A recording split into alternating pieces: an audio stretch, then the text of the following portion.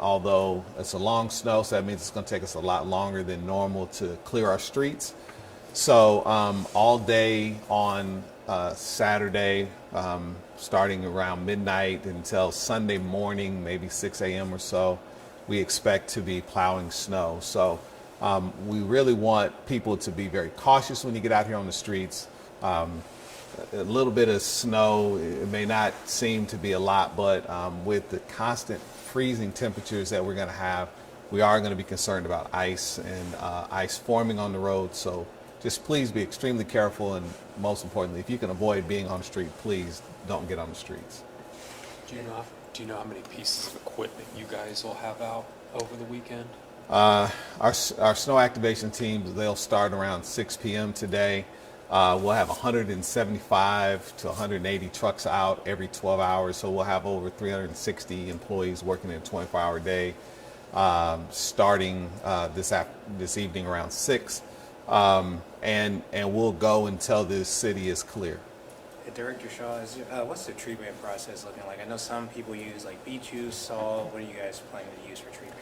So treatment is interesting. We actually began treating a couple of days ago. We started using brine mix, and the idea of the brine is to prevent any material from adhering or any ice adhering to our pavements.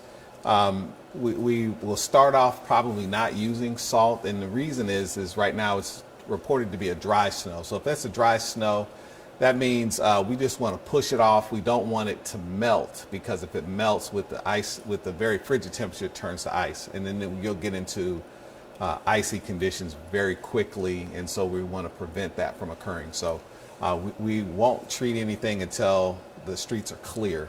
And then once the streets are clear, we're going to be working to try to keep the streets dry. What challenges are you guys kind of facing right now? The frigid temperature is the biggest challenge. With the frigid temperature, it's not just the impact it has on related to the snow, but to the people. When you're in these frigid temperatures, you're exposed for 15, 20 minutes, frostbite can set in.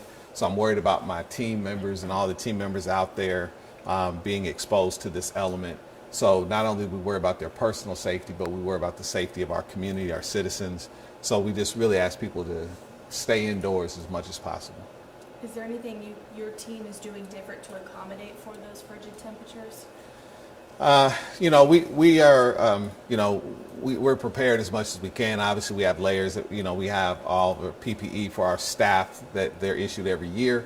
We will be monitoring their safety with routine checks on the staff, and we can do that utilizing a lot of the technology that you see here today, but we can monitor our staff and their safety. I know you and MoDOT are different. Has there been any conversations with the state about how you guys are going to kind of work together to complete this snowstorm here? We collaborate with MoDOT all the time. And that collaboration looks a lot of different ways. We have some streets that are in the city. They're actually MoDOT right-of-way streets that they come into our city and do. They plow. So we'll be closely monitoring MoDOT. We actually look at their maps and things as well.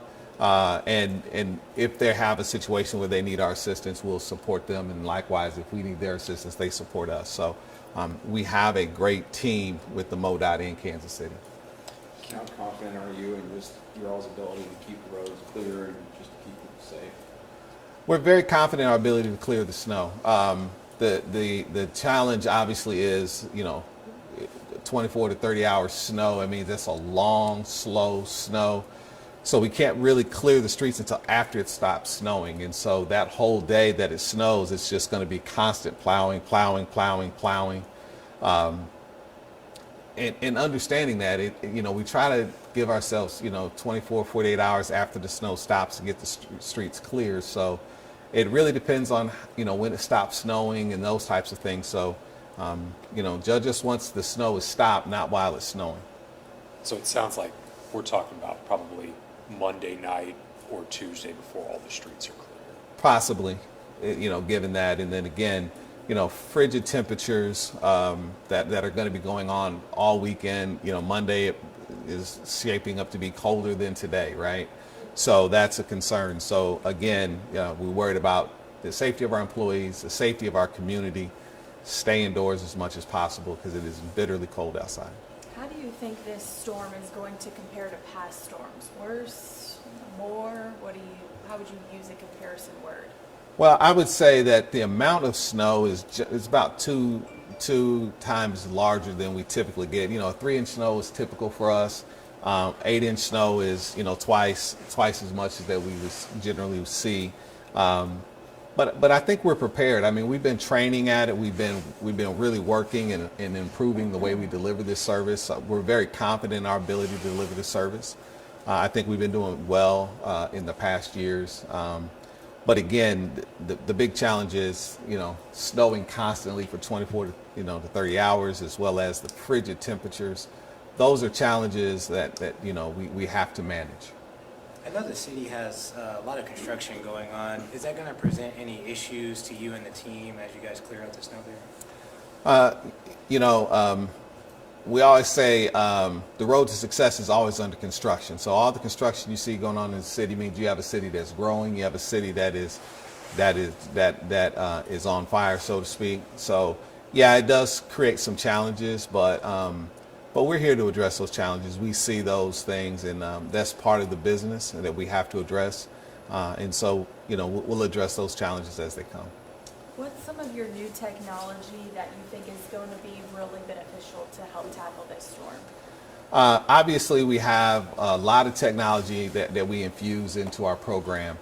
Some of the greatest thing we look to see is the training, how we've been training our drivers, seeing how some of the training hopefully improves their performance. So we're going to be looking and monitoring that. We'll be watching their performance throughout the day, learning about what they're doing well and maybe not so well.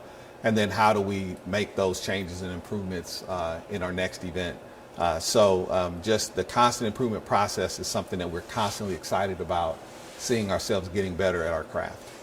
I know when we met earlier this year, you said communication was a big goal for this year. How have you seen that with the last storm we had in December? How have you seen communication grow?